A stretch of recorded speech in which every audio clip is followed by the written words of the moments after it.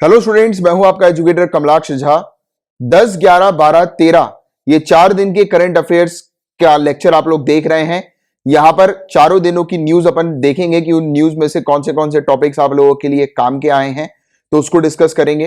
And guys, ये video specially उन students के लिए इंपॉर्टेंट है जो स्टूडेंट्स स्टेट सिविल सर्विसेज की तैयारी कर रहे हैं, चाहे वो यूपीपीसीएस हो, एमपीपीएससी हो, बिहार पीएससी हो, या एसएससी हो, या रेलवेज हो, या कोई भी बैंक का एग्जाम हो। यानी कुल मिला के अगर आप किसी भी सरकारी एग्जाम की तैयारी कर रहे हैं, तो आप अगर इस वीडियो को एंड तक देखेंगे और रेगुलरली इस सीरीज को फॉलो करेंगे तो आपका 100% गारंटी सिलेक्शन होगा।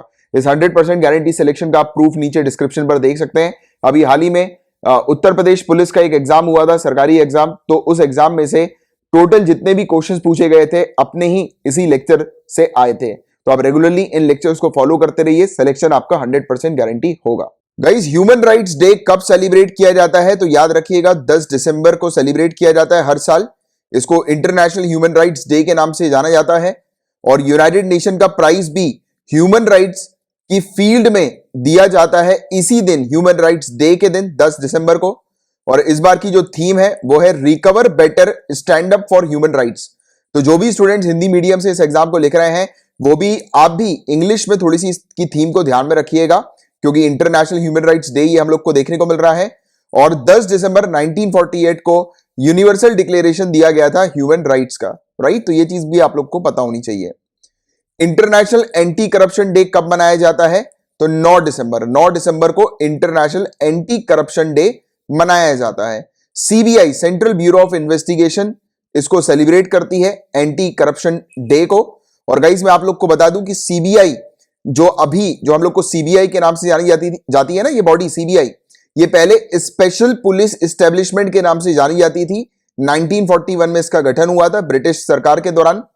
और एक और फैक्ट इसके बारे में, ये चीज आप याद रखिएगा, पहले स्पेशल पुलिस एस्टेब्लिशमेंट का यानी कि सीबीआई का पूर्व जो नाम था एसपीई, तो उसका पहले काम करप्शन को कंट्रोल करने का हुआ करता था। सिर्फ उसको कार्य दिया था करप्शन को कंट्रोल करना है। ब्रिटिश सरकार ने उनको कार्य दिया था करप्शन को कंट्रोल करने का, क्योंकि वर्ल्ड वॉर सेकंड के दौरान वो जानना चाह रहे थे कि कौन कौन लोग करप्शन में या फिर घूसखोरी में, रिश्वतखोरी में इन्वॉल्व थे, राइट? तो उसके बारे में, उसको कंट्रोल करने के लिए ब्रिटिश सरकार ने ये special police establishment body setup करी थी और बाद में जाकर ये सीबीआई के नाम से हमें जानी जाने लगी। अच्छा, मेरा आपसे एक सवाल है, नीचे कमेंट बॉक्स पर आंसर लिखकर बताइएगा कि सीबीआई किस मिनिस्ट्री के अंडर आती है? नीचे कमेंट बॉक्स में लिखकर बताइए। और यूनाइटेड नेशन ने और काफी सारे दूसरे इंटरनेशनल ऑर्गेनाइजेशन ने इस दिवस को माना है, यानी कि इंटरनेशनल एंटी करप्शन डे को। और international anti corruption day celebrate किया गया है किस थीम के अंडर? Recover with integrity. तो ये भी थीम आप लोग को थोड़ी सी ध्यान में रखनी है। और international day of commemoration and dignity of victims of crimes of genocide end of prevention of genocide, ये 9 दिसंबर को ये दिवस भी मनाया जाता है, राइट? यानी कि जेनोसाइड वगैरह जो होते हैं ना, एक भारी मात्रा में जो मतलब मासेस को जो मार दिया जाता है एक साथ, राइट? यानी कि एक साथ काफी हजारों की संख्या में लोगों की मौत हो जाती है। तो वो जो दिवस होता है, यानी कि ऐसी मौतें जो है वो ना हो, इस प्रकार का क्राइम ना हो, इसके लिए ये इंटरनेशनल डे, इंटरनेशनल अंतरराष्ट्रीय दिवस जो है वो ऑब्जर्व किया जाता है यूनाइटेड नेशन के द्वारा। 9 दिसंबर को ये ऑब्जर्व किया जाता है। तो ये वाली चीज भी आपको पता होनी चाहिए। एंटी काउ स्लॉटर बिल किस राज्य के द्वारा पास किया गया है? कर्नाटका। आपको याद रखना है, कर्नाटका के अंदर अब कोई भी इंडिविजुअल गाय वगैरह को अगर मारते हैं तो उनके खिलाफ सख्त कार्रवाई की जाएगी, कर्नाटका के अंदर। आगे की बात करें, इंटरनेशनल माउंटेन डे ये कब मनाया जाता है? तो देखिए, इंटरनेशनल माउंटेन डे 11 दिसंबर को मनाया जाता है और इस बार की जो थीम है वो है माउंटेन बायोडाइवर्सिटी। और देखिए, माउंटेन क्यों इतना इंपॉर्टेंट है, क्यों माउंटेन को, पहाड़ को संरक्षण देने की आवश्यकता है? तो देखिए, यहां पर पूरे दुनिया भर में 15% जो पूरे दुनिया भर की जो पॉपुलेशन है, आबादी है, वो माउंटेन में रहती है। 15% आबादी पूरे दुनिया भर की माउंटेन्स में उनका घर हम लोग को नजर आता है, राइट? और पूरे दुनिया भर की आधी से ज्यादा बायोडाइवर्सिटी हॉटस्पॉट ये हम लोग को माउंटेन्स में देखने को मिलते हैं, यानी कि भारी मात्रा में फ्लोरा और फौना की स्पीसीज यहां पर माउंटेन्स में पाई जाती है। फ्लोरा और फौना यानी कि प्लांट्स और एनिमल्स की स्पीसीज पाई जाती है। और माउंटेन्स को कंजर्व करना है, उसको संरक्षण देनी है, ये United nation sustainable development goal के गोल नंबर 15 में हम लोग को देखने को मिलता है। United nation sustainable development goal के टोटल कितने गोल हैं? नीचे कमेंट बॉक्स पर आंसर लिखकर बताइए। और कब तक इन गोल्स को अचीव करना है? कई बार मैं आप लोग को रेगुलर लेक्चर्स में पढ़ा चुका हूं, तो इसका आंसर लिखकर बताइए, United nation sustainable development goal को कब तक अचीव करना है और टोटल इसके कितने गोल्स हैं। और इंटरनेशनल माउंटेन डे जो है गाइस, ये किस थीम के तहत सेलिब्रेट किया गया, जैसे मैंने भी आपको थोड़ी देर पहले बताया, माउंटेन डायवर्सिटी, ठीक है, बायोडायवर्सिटी सॉरी। पहला इंटरनेशनल माउंटेन डे सेलिब्रेट किया गया था 2003 में, ये वाली चीज भी आप लोग को याद रखनी है, राइट। और यूनाइटेड नेशन ने 2002 में डिक्लेयर किया था United nation international year of mountains, तो इसके बारे में भी आपको जानकारी होना चाहिए। यूनिसेफ दिवस कब मनाया जाता है, तो हर साल 11 दिसंबर को यूनिसेफ दिवस मनाया जाता है। यूनिसेफ का फुल फॉर्म क्या है, अक्सर पूछ लिया जाता है, United Nations international children emergency fund, ये इसका फुल फॉर्म है, ये आप लोग को थोड़ा सा ध्यान में रखना है। और 11 दिसंबर को ही यूनिसेफ दिवस क्यों मनाया जाता है, क्योंकि 11 दिसंबर 1946 को इसका गठन हुआ था यूनिसेफ का। और यूनिसेफ के अंदर आज की डेट में हम लोग को देखने को मिलता है कि यूनिसेफ जो कार्य कर रही है वो 190 से ज्यादा कंट्रीज में कार्य कर रही है। यूनिसेफ का मेन मकसद क्या है, बच्चों की लाइफ्स को प्रोटेक्ट करना, जिंदगी को बचाना, बच्चों की उनके अधिकार जो है, बच्चों के चिल्ड्रंस राइट जो है उसको डिफाइन करना और उनके अधिकारों से रिलेटेड अवेयरनेस जो है वो क्रिएट करना, राइट। और नोबेल प्राइज भी यूनिसेफ को मिला हुआ है 1965 में, शांति के लिए नोबेल प्राइज फॉर पीस हम लोग को देखने को मिला है। अब बात की जा रही है एशियन डेवलपमेंट आउटलुक के बारे में। डायरेक्ट क्वेश्चन आ सकता है कि ये एशियन डेवलपमेंट आउटलुक किसके द्वारा रिलीज की गई है या की जाती है, तो एशियन डेवलपमेंट बैंक आपको ध्यान में रखना है। इसने अभी अपनी लेटेस्ट आउटलुक रिपोर्ट में बताया है कि महंगाई दर जो है वो आने वाले समय में बढ़ने वाली है, आने वाले कुछ महीनों में इन्फ्लेशन बढ़ेगा, महंगाई बढ़ेगी। और इन्होंने बोला है कि साउथ एशिया में ग्रोथ नजर आई है, 2020 और 21 के पीरियड में 7.2% की ग्रोथ देखने को मिलेगी। साथ ही साथ इन्होंने बताया कि अभी 2020 में 0.4% से कॉन्ट्रैक्शन हुआ है, यानी कि गिरावट हम लोग को देखने को मिली है 0.4% से ग्रोथ रेट में, यानी कि कम हुई है, और 6.8% से बढ़ेगी 2021 में, राइट। यानी कि मतलब एशिया के अंदर जो हम लोग को देखने को मिलती है, यानी कि कंट्रीज वगैरह, तो उसमें ग्रोथ हम लोग को देखने को मिलेगी। NB-IoT ये अभी रिसेंटली न्यूज में थी, क्या है ये, तो ये 5G नेटवर्क है, याद रखिएगा। BSNL ने पार्टनरशिप करी है स्काइलो के साथ और अनाउंस किया है दुनिया की पहली सैटेलाइट बेस्ड NB-IoT, NB यानी कि नैरो बैंड, IoT यानी कि इंटरनेट ऑफ थिंग्स नेटवर्क। तो इंडिया के अंदर दुनिया की पहली satellite based internet of things narrow band हम लोग को नेटवर्क देखने को मिल रहा है। अब ये है क्या, इसको आसान भाषा में मैं आपको समझाऊं तो इंटरनेट ऑफ थिंग्स होता क्या है। इंटरनेट ऑफ थिंग्स का मतलब है कि आप, जैसे कि एग्जांपल के तौर पर CCTV कैमरा की अगर आप बात करो, तो आप दुनिया के किसी भी कोने पे बैठे हुए अपने ऑफिस पर या अपने घर पर जो आपने CCTV कैमरा लगाया होगा, इंटरनेट की मदद से उस कैमरे को आप एक्सेस कर सकते हो। और आज की डेट में तो स्मार्ट होम्स हम लोग को दिखाई दे रहे हैं। आप ऑफिस से अपने घर तक जब तक पहुंचोगे, जब तक आपका खाना जो है वो तैयार मिलेगा, आप अपने खाने को माइक्रोवेव में रखकर जाओगे, आप यहां से कमांड दोगे, अपने मोबाइल से अपने ऑफिस से निकलते हुए अपनी एप्लीकेशन पे कमांड दोगे, आपका माइक्रोवेव चालू हो जाएगा, आपका खाना गर्म हो जाएगा। इवन लोगों के जो घर के जो लॉक्स वगैरह होते हैं, डोर लॉक्स वगैरह, तो वो भी इंटरनेट की मदद से चल जाते हैं। आप जैसे ही घर में एंटर करोगे, आपका एप्लीकेशन की मदद से आप अपने डोर को अनलॉक कर सकते हो, राइट। इवन घर की लाइटें बंद चालू कर सकते हो कहीं दूसरी जगह पर बैठे हुए इंटरनेट की मदद से। तो आप क्या कर रहे हो, इंटरनेट ऑफ थिंग्स का मतलब आप इंटरनेट के माध्यम से वेरियस अपनी डिवाइसेस को ऑपरेट कर सक रहे हो, मैनेज कर सक रहे हो। तो स्काइलो के साथ BSNL ने मिलकर इस प्रकार की satellite based narrow band internet of things शुरू किया है। यानी कि अब BSNL की सैटेलाइट वेरियस डिवाइसेस को, स्काइलो की वेरियस डिवाइसेस को ऑपरेट करने में मदद करेगी। और इसमें ये नैरो बैंड है, तो इसमें फायदा क्या होगा, इसमें बैटरी जो है वो काफी कम लगेगी। और कितनी कम, तो आश्चर्यजनक बात है कि एक डिवाइस की बैटरी 10 साल से ज्यादा समय के लिए चल सकेगी। और नैरो बैंड से मतलब यह भी है कि नैरो बैंड की मदद से बहुत सारी डिवाइसेस जो बहुत दूर दराज में जहां पर नेटवर्क नहीं होता है वहां पर भी ऑपरेट कर सकेंगी।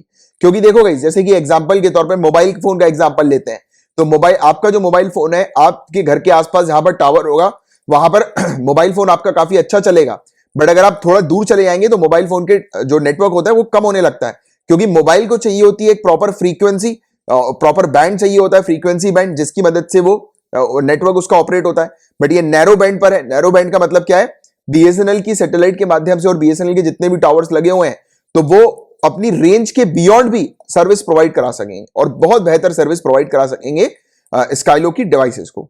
तो ये वाली चीज यहां पर बताई जा रही है, ठीक है। और ये 5G नेटवर्क को सपोर्ट करेंगे, हाईली सपोर्ट किया जाएगा 5G नेटवर्क को इन डिवाइसेस के थ्रू। और lower power wide area network technology हम लोग को देखने को मिल रही है किस प्रकार से ऑपरेट करेगी, तो उसका एग्जांपल मैंने आपको ऑलरेडी दे ही दिया है, राइट। नेक्स्ट टॉपिक है पहला इंडिया का वाटर इंपैक्ट समिट। पहला इंडिया का वाटर इंपैक्ट समिट हमें देखने को मिला है, जिसकी थीम है comprehensive analysis and holistic management of reverse and water bodies with focus on earth Ganga. तो ये चीज हमें देखने को मिल रही है। इसको ऑर्गेनाइज किया national mission for clean Ganga और centre for Ganga river basin management and studies के द्वारा। ये क्या प्रमोट करेगा? इंटरनेशनल कॉपरेशन प्रमोट करेगा। इंडिया और काफी सारी दूसरी फॉरेन कंट्रीज के बीच में रिवर मैनेजमेंट को लेकर जो है वो बातचीत होगी, डिस्कशन होगा कि रिवर को किस प्रकार से और बेहतर तरीके से मैनेज किया जा सके। जैसे कि अगर गंगा नदी की बात करें तो national mission for clean Ganga के अंदर ये हम लोग को देखने को मिलती है, जो कि लॉन्च हुई थी 2014 में। और national mission for clean Ganga का काम क्या है कि गंगा नदी में जो पोल्यूशन है उसको समाप्त करना, खत्म करना। तो इंटरनेशनली या फॉरेन कंट्रीज के साथ मिलकर इंडिया क्या काम करेगी? रिवर्स को किस प्रकार से मैनेज करना है, किस प्रकार से पोल्यूशन को खत्म करना है नदियों में से, तो उस पर यहां पर डिस्कशन होगा, विचार होगा इस समिट के दौरान। ठीक है, तो ये चीज आप लोग को पता होनी चाहिए। और पहली इंडिया वाटर इंपैक्ट समिट ये हमें देखने को मिल रही है। कोलीवार ब्रिज कहां पर लोकेटेड है? तो बिहार आपको याद रखना है। किस नदी पर है? तो सोन नदी पर। तो ये चीज आप लोग को पता होनी चाहिए। कोलीवार ब्रिज से रिलेटेड अभी रिसेंटली 10 दिसंबर 2020 को हमारे union minister of road transport and highways Shri Nitin Gadkari ji ने उद्घाटन किया है कोलीवार ब्रिज का। ये सोन नदी के ऊपर बिहार में हम लोग को देखने को मिल रहा है। डायरेक्ट क्वेश्चन सोन नदी का भी आ सकता है कि सोन नदी कहां पर है, तो बिहार आपको याद रखना है। और ये भी क्वेश्चन बन सकता है सोन नदी किसकी ट्रिब्यूटरी है? तो गंगा नदी की ये ट्रिब्यूटरी हम लोग को देखने को मिलती है। ठीक है, तो ये चीज आप लोग को थोड़ी सी पता होनी चाहिए। सोन नदी कहां से निकलती है? अमरकंटक मध्य प्रदेश से ये निकलती है। तो ये चीज भी आपको पता होनी चाहिए।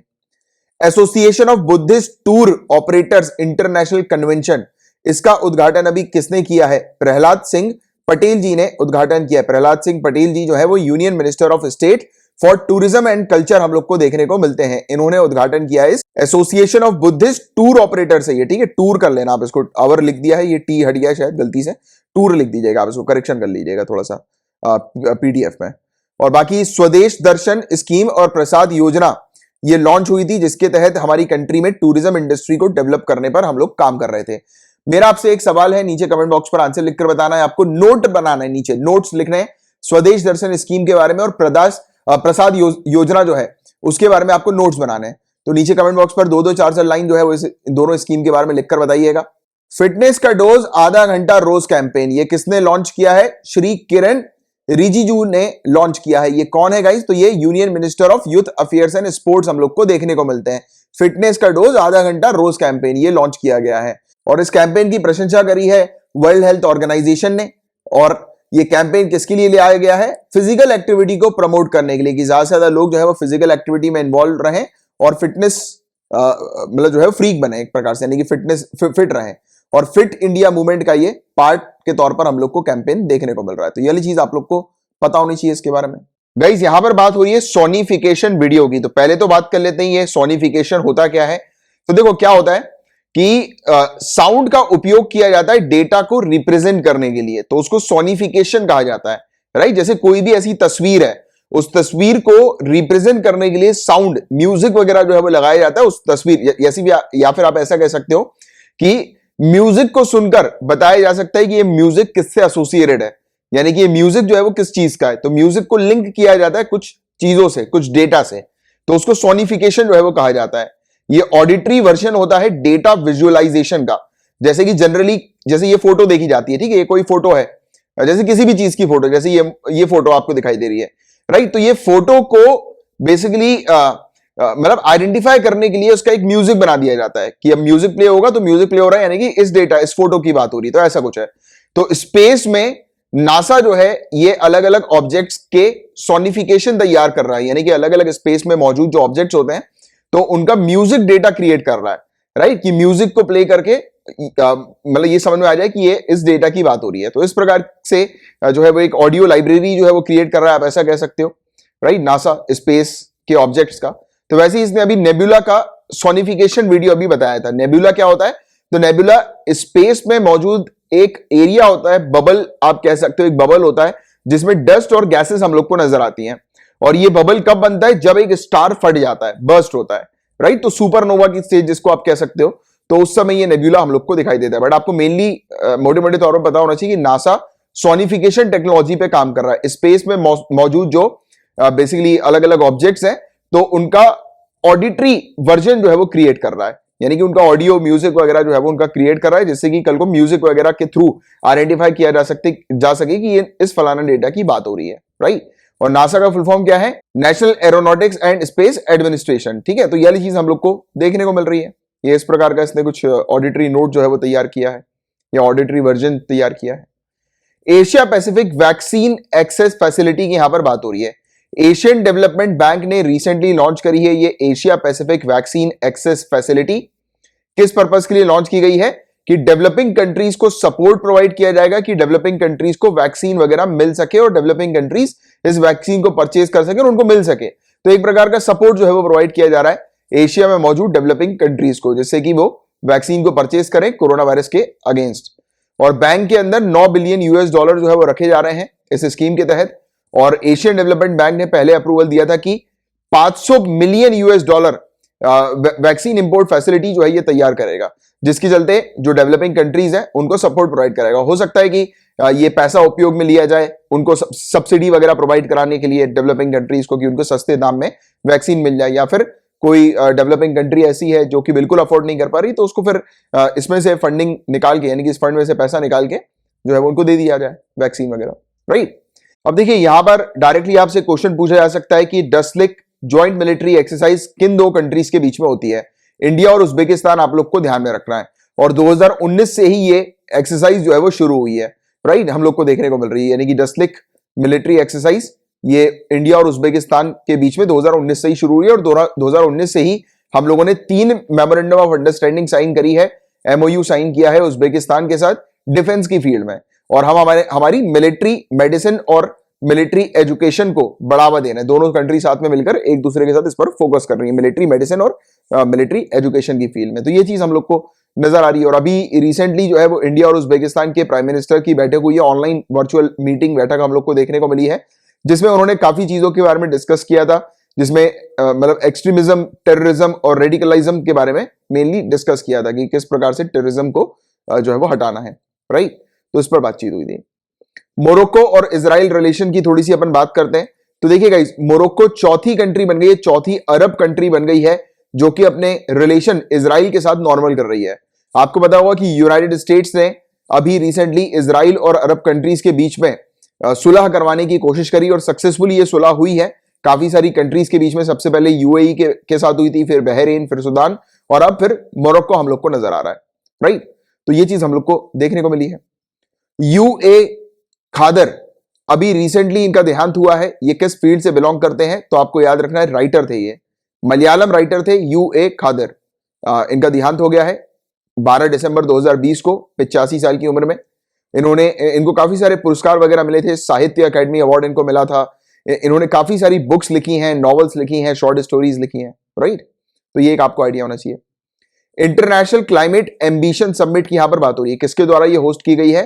तो आपको याद रखना है, यूनाइटेड स्टेट्स, यूके और फ्रांस ने चिले और इटली की पार्टनरशिप के साथ इसको जो है वो जॉइंटली होस्ट किया है 12 दिसंबर 2020 को, राइट। तो ये चीज हमें देखने को मिली। 5वीं एनिवर्सरी थी जब पेरिस एग्रीमेंट को अडॉप्ट किया था। पेरिस एग्रीमेंट क्लाइमेट चेंज को कंट्रोल करने से रिलेटेड, आपको पता होगा पेरिस क्लाइमेट डील के बारे में जो है उसको जाना जाता है पेरिस क्लाइमेट डील के नाम से, राइट, पेरिस एग्रीमेंट। तो उसको 5 साल कंप्लीट हो गए और उसी अवसर पर यह चीज हमें देखने को मिली थी कि इंटरनेशनल क्लाइमेट एम्बिशन समिट जो है वो होस्ट की गई थी। इंटरनेशनल डे ऑफ न्यूट्रलिटी की यहां पर बात हो रही है। ये इंटरनेशनल डे ऑफ न्यूट्रलिटी 12 दिसंबर को ऑब्जर्व किया जाता है, आप लोग को थोड़ा सा ध्यान में रखना है। और गाइस, ये न्यूट्रलिटी डे यूनाइटेड नेशन के द्वारा इसलिए ऑब्जर्व किया जाता है क्योंकि यहां पर कंट्रीज को जो है वो प्रमोट किया जाता है कि कंट्रीज किसी भी प्रकार से वॉर लाइक सिचुएशन को ना क्रिएट करें, किसी प्रकार से वॉर वगैरह में पार्टिसिपेट ना करें, राइट, दूसरी कंट्रीज वगैरह के साथ या आपस में। तो इस प्रकार की चीज को प्रमोट करने के पर्पस के लिए ये न्यूट्रलिटी दिवस हम लोग को देखने को मिलता है, इंटरनेशनल डे ऑफ न्यूट्रलिटी। तो ये चीज आप लोग को थोड़ी सी ध्यान में रखनी है। और ये था गाइस लास्ट टॉपिक।